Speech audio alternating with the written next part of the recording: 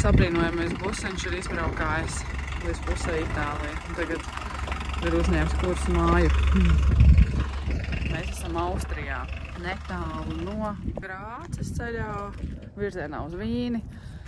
Un, godīgi sakot, kolektīvi esam sajutuši ilgas pēc mājām, un to piesātinājumu sajūta, ka ar 3 nedēļām piedzīvojumu mums ir tiešām pieticis.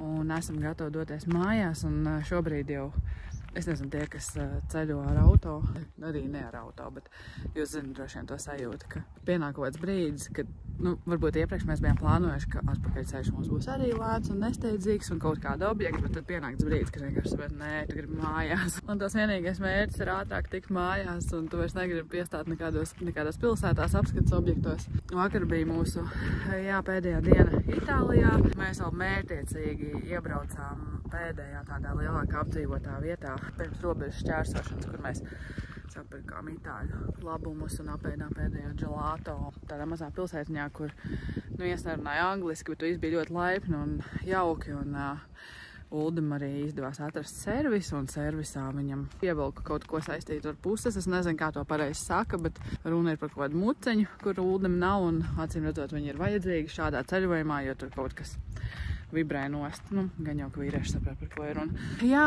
mazliet saldsērīgi. Tuvojāmies Austrijas robežai un ieslēdzām Time to say goodbye. Bērni atkal gulēja, un atkal šī bija 3. diena, kad bērni ceļu auto ir vienkārši izturējuši, jāsaka, labāk par mums. Tiešām fantastiski, cik ļoti viņi pa šīm 3 nedēļām ir mainījušies, izauguši un spējuši pielāgoties un saprot to, ja mēs braucam, tad mēs braucam. Un, kad apstāsimies, tad viņi izskriesies. Un mums mērķis vakar bija, jo patiesībā bija tā, ka Juris ar Ilzi bija palikuši augšā Dolomītos. Viņi vienu dienu veltīja Dolomītu ceļiem ar motorolleri. Tā diezgan jaudīgi izbraukāja, kamēr mēs bijām nobraukuši zemāk un atraduši to kempingu ar bērnu laukumiņu. Bišķiņi atpūtinājām savus nervus, jo, kā jau es teicu, Vestīja šī brīža motors, oriģinālais motors nav piemērots šāda veida ceļu šķērsošanai, bet ceļu pieveikšanai. Un tad mēs visu laiku skatījāmies kartē tos atrašanās punktus, un Juris ar Ilzi brauca pa augšu Austrijas virzienā, un mēs nobraucām pavisam lejā. Un tad taisījām tādu loku, un patiesībā tas pēdējais ceļa gabals bija fantastiski skaists. Mēs redzējām Alpus, bet mēs braucām visu laiku ar tādu ieleju. Un abās pusēs bija kalni un bija upe. Un es biju kaut kā iedomājusies, ka mēs brauksim ar kaut kādu neinteresantu un pelēku industriālo rajonu. Tas kārtējais pierādījums, ka nevajag kaut ko iedomāties, bet vajag vienkārši braukt. Patiesībā bija ļoti skaists ceļš. Mēs tiešām baudījām, klausījāmies itāļu mūziku un tā skaisti atvadījāmies no Itālijas. Mēs Itālijā kopumā pavadījām 1,5 nedēļu laikam. Un tad mūsu mērķis, tā kā mums bija pauzējis pa vidu, ar iepirkšanos, uzkošanu un gelato, tad Juris ar Ilzi izvirzījās vadībā. Caur kalniem viņiem gāja lēnāk. Arī Juris teica 3., 4. ātrums un 40 km/h. Bet pēc tam jau, kad tika uz Bāņu, tad jau aizgāja ātri uz priekšu. Un tad Uldim ir mērķis viņus panākt. Viņi apstājās šeit, atrada Park for Nightā vienkārši pļaviņu ezers fonā, kalnu fonā. 19 eiro. Šeit ir ļoti pieklājīga tolete, pieklājīgāk nekā Itālijas krūtajos kempingos.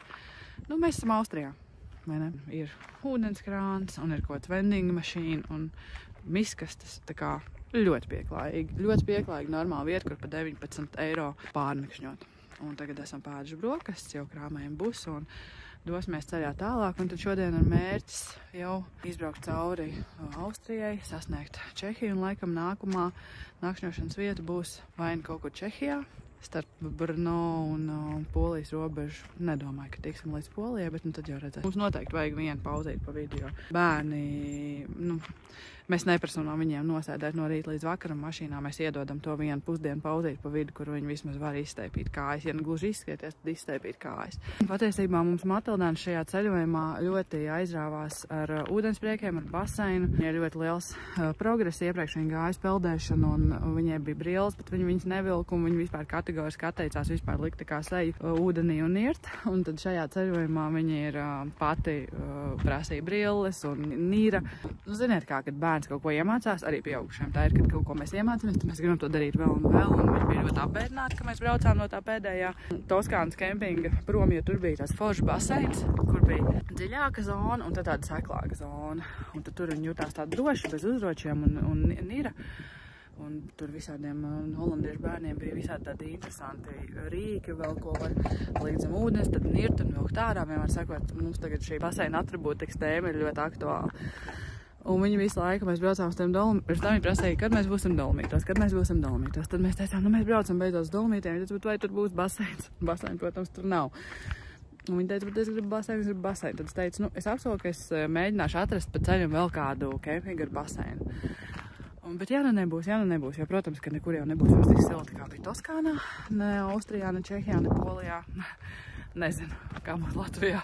Būs Latvijā jābrauc uz lielu kaut kādu spā, vai kā to sauc, jūrmalā, kur var paplunčāties.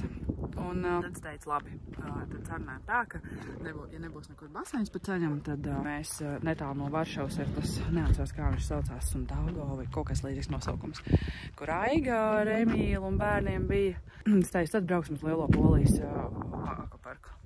Jā, ok. Un tā mēs visu laiku ar šo domu dzīvojām, un vakarā mēs pirms aizmigšanas es rādīju Matildai kartē, cik mums vēl tālu līdz mājām, kur mēs esam, kur ir mājas. Un es teicu, mēs varētu sadalīt šādos gabaliņos un aizbraukt tik un tik dienās. Bet vēl vienu dienu mums jāņem klāt, jo mums būs akvaparks Polijā. Un Matilda 5,5 gadi. Un pateica, zini, mammu, Matilda man aspūpēdi. Viņa saka, zini, mamma, es negribu uz Polijas akvaparku, es gribu ātrāk mājās. Tā kā jā, mēs visi esam ceļa jūtīs un drīz jau tiksimies Latvijā.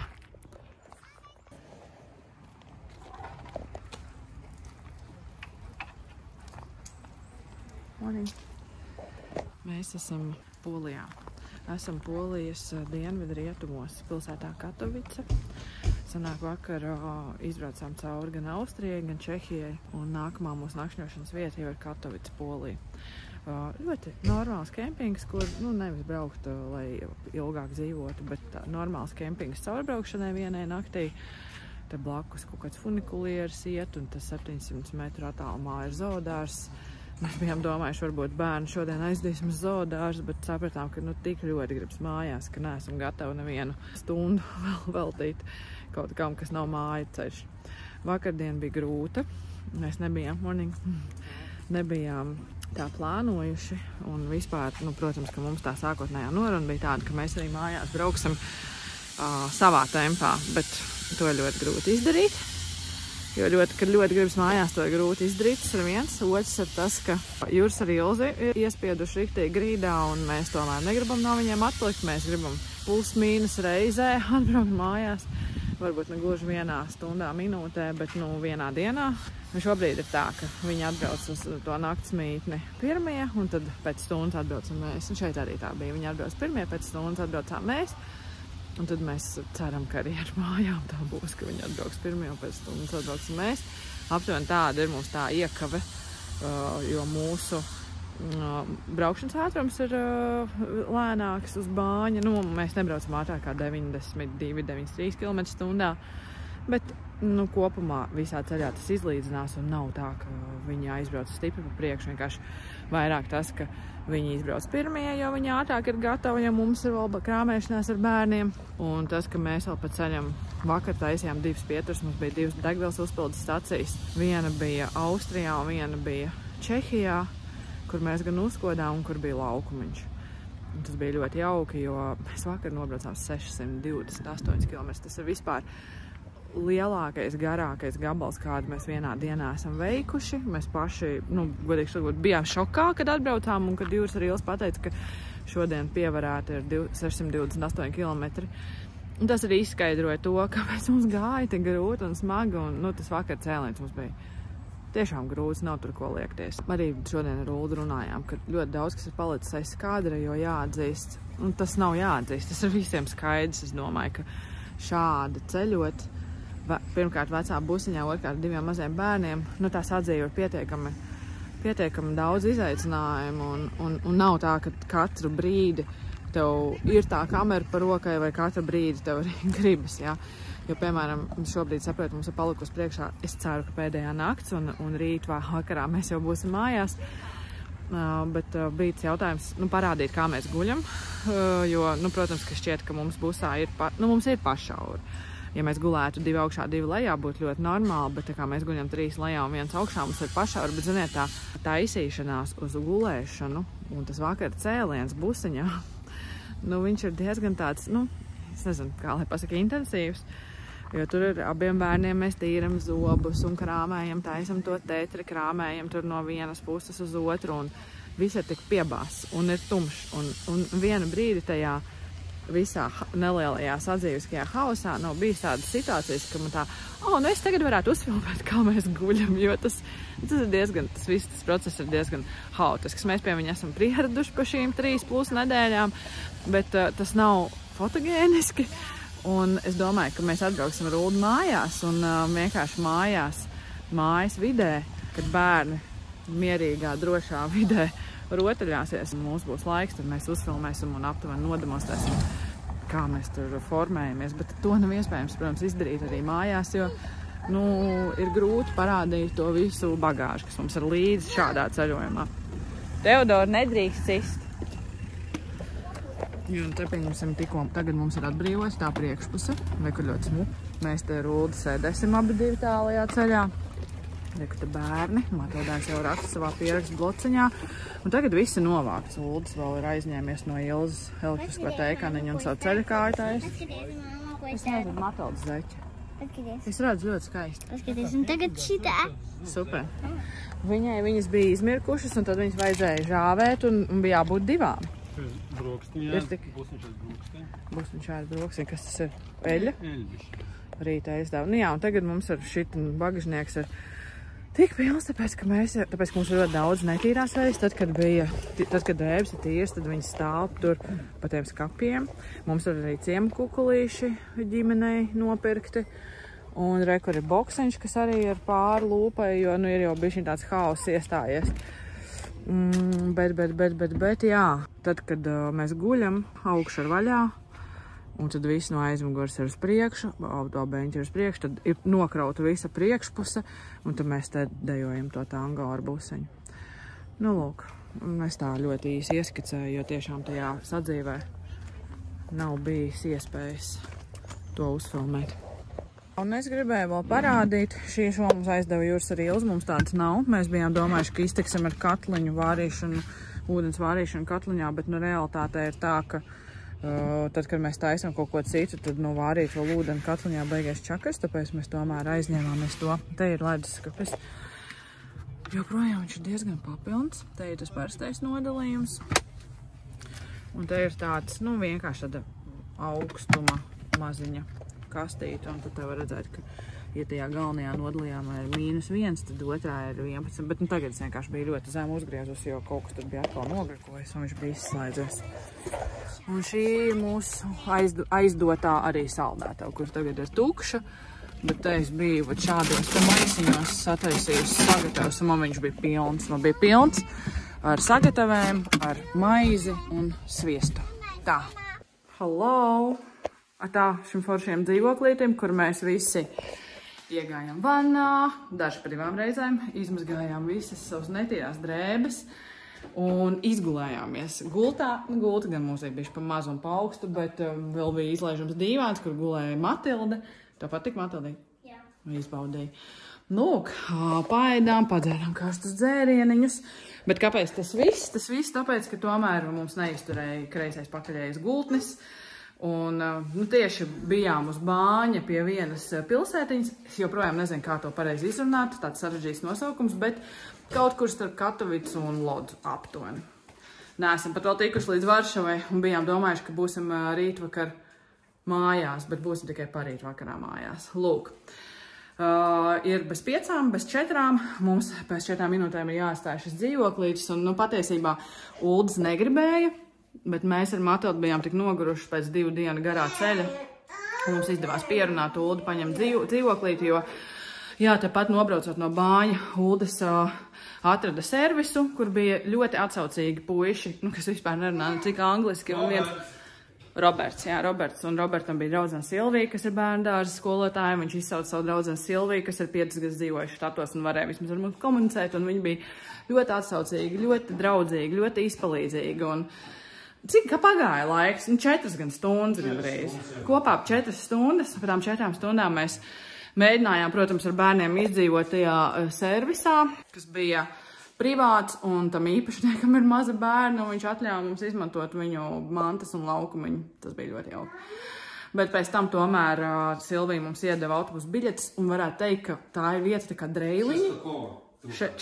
Šestakova. Pilsētas nosaukums, jā. Un tā vieta, kur bija tas servis, ir tā kā Dreiliņa, un mums vajadzēja tikt uz tā kā Rīgas centru. Mēs atradām dzīvokli, 75 eiro par nakti. Ļoti jauks un nomlīgs, pastījāmies, ka ir vanna un veļas mašīna un diezgan viegli arī pierunājām Uldi. Teodors bija bez diendusas, viņš aizmiga autobusā braucot, pa 30 minūtes gaidījām kaut kādā pamestā piečā ar neapšaubāmiem cilvēkiem autobusu, bet tikām un lejā mums ir gruzīnu konditorija, tā kā mēs esam uzlādējušies un gatavi turpināt 2 dienas ceļu. Juhu! Visi priecīgi? Matildīna, bēbis gatavs? Jā!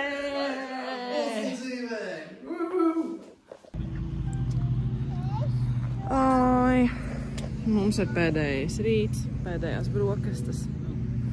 Ir 28. diena. Patiesībā ar visu to mūsu epopeju, gultņu mainīšanas epopeju, ka mēs mazliet apstājāmies un paņēmām dzīvoklīt un tā kā restartējāmies.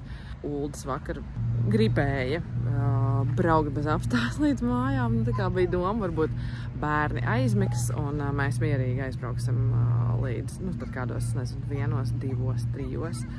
Ne, es nedomāju, ka tik ātri. Bet, tā doma bija vilinoša. Bet mēs negribējām riskēt, jo pēkšņi kaut kas notiek un ir jāapstājas kaut kur Lietuvas vidū, nezināmā ceļā tumsā, ar šo busiņu, nē.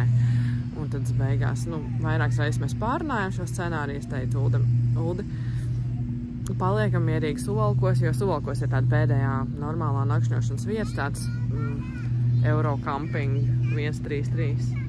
Jā. Uhu! Skaisti. Un, šeit ir ļoti maz mašīnu, ļoti kluss, te ir futbola laukums, blakus lielais un mazais, un bērni vakar izārdījās pa mazo. Mēs vakar paēdām pēdējās vakariņas, es izcepu kartupeļus ar dimdiņu kāpostiem un marinētiem sīpoliem kopā. Un tagad no rīta Uldis man palaid dušā, lai es mājās atbraucu svaiga. Vienkārši, lai ir tāds prieks atgriezties mājās, nevis, lai nav tāda sajūta, ka tu atbrauc mājās un tu jau jūties tā kā tāds samīcīts, nezinu, kā lai tā nerupji izsakās, jūs sapratāt, ko es domāju. Jā, tā kā Uldis ir uztaisījis brokastis, tas nav bieži parādība ceļojumā pārsvarā aizšiverējos pie katliem. Un tagad baudīsim pēdējās brokastiņas šajā ceļojumā. Protams, ka šīs nebūs mūsu pēdējās brokastis, vispār būsiņu dzīves brokastis šajā sezonā, jo mēs noteikti augustā, cik varēsim, vēl izbaudīsim un brauksim kaut kur. Mēs gribam lielo jūru aizbraukt, un mums vēl ir radu salidojums, un mums vēl ir ar citiem draugiem entuziastiem tikšanās septembrī. Bet tomēr ir jau neliels tāds sentiments, un jau ir tā sajūta, ka kaut kas no šī mums noteikti pietrūks. Līdz mājām mums ir palikuši. Cik mums ir līdz mājām? Ko 360, 348, 350 km līdz mājām. Tā kā, es domāju, Teodoram būs diendusa, un mēs mierīgā manierē pēcpusdienā droši vien būsim mājās. Kā tu jūties? Šis jautājums, uz kur man nekad nav atbildes. Es mēģinu nejusties ne labi, ne slikti, lai nesajūstu nekādas svārstības. Es jūtos ļoti, ļoti es. Tas ir galvenais. Justies kā es, vai ne?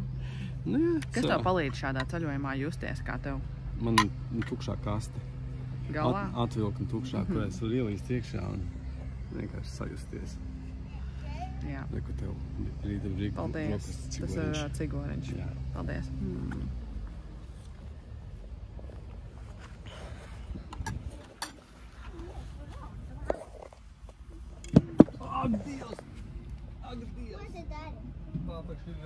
slauka. Nu, kur mēs esam? Grāci, vecumnieku piciņas ir tiešām labas. Pie Marts un Marijas. Šī nav reklāma. Vienkārši salīdzinājums ar Itāliju. Mēs esam Latvijā. Pulkstens ir cik? 16:11. 8. augusts. Izbraucām mēs 14. jūlijā. Labi. 14. jūlijā mēs izbraucām, 8. augustā mēs iebraucam. Bijām domājuši, ka būsim bišķiņ vēlāk mājās, bet nu neko, esam arī ātrāk un neviens par to nesūdzās, jo visi jau ir noguruši. Un nošpikojām no Jūra un Ilzas tradīciju iebraukt pa ceļam pie Martas un Marijas vecumnieku pizzērijā, kur cep krāsnī garšīgi piciņu, lai vēl uzlikt tādu punktiņu uz mūsu Itālijas piedzīvojumam. Un braucam mājās, 20 minūtes un būsim mājās. Mans! Kāds? Es vēl nepateicu, bet es vēl nesarēķināju, kāds ir totālais nobraukums. Nu, to mēs pēc tam visu, bet mēs nepastāstījām to, ka mums, kurā vietā sāk durvis regulāri taisīties uz šosejas vaļā, būsam vienkārši. Mums bija situācijas, ka vienkārši pēkšņi durvis būsam vaļā ir un liekas, ka paldies Dievam, ka leduskapis ir piesiets. Jā, nu mēs pa bāni... Bet kā mēs atbraucām, mēs tu viņu līmē no ārpuses ciet, jā? Jā, Magaivrene. Tas ir tas variants, kāpēc VD40 Magaivrene un aerodrātīm jābūt vienmēr ir Somiņā. Nu, būsim sveiki un veseli nokļuvuši mājās un varētu teikt, ka šoreiz es ņēmu to milzīgo pilno aptieciņu līdzi ar domu, nu, ka paņem lietusargu un tad nelīs lietus, jā. Un tiešām tā arī bija. Nu, Uldis Dolomītos pēc tām divām, pēc tās vienas augstās nakts, nu, norāva kaut ko, bet, nu, viņš visu uz kājām izcieta. Nu, jā, tad droši vien gan no stresa un pārdzīvojumiem, no dželāta un no Dolomīta augstuma naktī. Bet kopumā, viss šis piedzīvojums ir beidzies. Mēs noteikti vēl uztaisīsim busa tūri ārpus piedzīvojumu un arī parādīsim par to gulēšanu. Nav iespējams vispār nofilmēt, tad, kad mēs taisamies reāli uz gulēšanu. Tur ir ritīgi plātleņi, tādas zivs ātas. Jā, šeit ir tik šaurs. Bet jā, paldies jums, ka sakojāt līdzi. Un paldies, ka saprotat, ka šis nav... Mēs vēl neesam hopums vēl pātri. Un jā, paldies, ka jūs saprotat to, ka šis nav Netflix seriāls vai realitātes šovs, bet šis ir vienkārši parasts sadzīvisks vlogs, filmēts ar telefonu. Katrā brīvā brītiņā kāds bija, jo tādu nebija daudz, jo mēs 24/7 visas šīs dienas esam bijuši kopā. Un kāds tas video materiāls ir, tāds ir, un primāri tas ir mūsu pašu atmiņām. Un tiem cilvēkiem, kuriem interesē šādu veidu ceļošanu, kuri grib iedvesmoties un iegūt kaut kādu drošību un pārliecību ceļot ar bērniem un ar auto. Ieskiet kādu video tehniku nākošos seriālu. Kādu tehniku? Nē, tu šorīt pats teici, ka nākamajā ceļojumā mēs telefons vispār neņemsim līdzi. Un tas, protams, ir skaļi teiks, bet jā, mēs varētu nopirkt kādas kameriņas, šitās mazās Kodaku vai Ziepu trauku kaut kādu un fočēt un kameriņu. Bet bišķiņi jā, tā kā arī atslāpt no tās satura veidošanas. Tā, paldies jums un tiekamies atkal citos piedzīvojumos. Bye! Šitās ir mantas, kuras es pasūtīju, vienīgā lieta, kuras pasūtīju Temu. Nu, ar domu, ka tiem lipekļiem var viņus pielipināt pie loga mašīnā un ka bērnam būs baigi interesanti spēlēties. Nē. Nu, nē. Turās. Jā, neturās. Beigās bija tā, ka viņas vairāk interesēja Matildei savām lomu spēlēm. Teodoram bija pilnīgi vienalga, viņš viņas sagrauz un tāda mēsla vispār. Nekad vairs nepirkšu neko tādu. Šī arī nav reklāma. Šī arī nav antireklāma, vienkārši godīgi pados. Laižam! Laižam? Jā! Gribat mājās? Jā! Vai kaut kas neiet? Slēdz ārā.